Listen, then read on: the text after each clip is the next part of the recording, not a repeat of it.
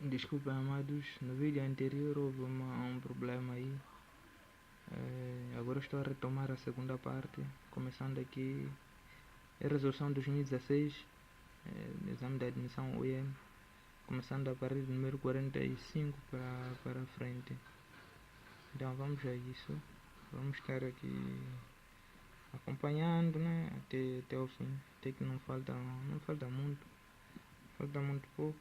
Para quem não sabe, sou eu aqui, também faço artes, aproveitar e mostrar-vos aquilo que eu faço.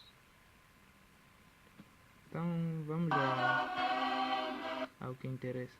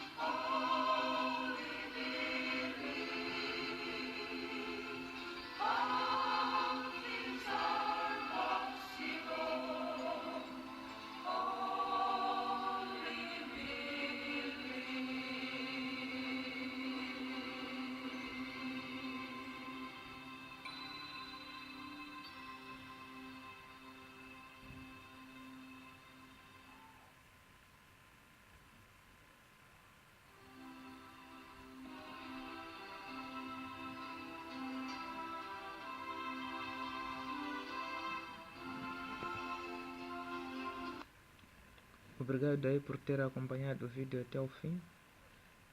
Agradeço-vos imensamente. Foi um prazer ter estado aqui convosco.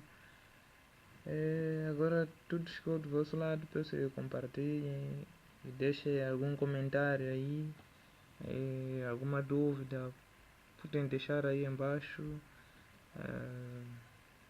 Convidem mais amigos para acompanharem, pois e assim nos ajudando que todos vamos avançar. Se nós guardamos o conhecimento só para nós, se nós morremos, aquilo vai conosco, ninguém mais fica com ele. Então compartilhemos, nos ajudemos um para com o outro e estamos juntos nessa. Que Deus os abençoe e possam admitir, em nome do Senhor Jesus Cristo. Amém.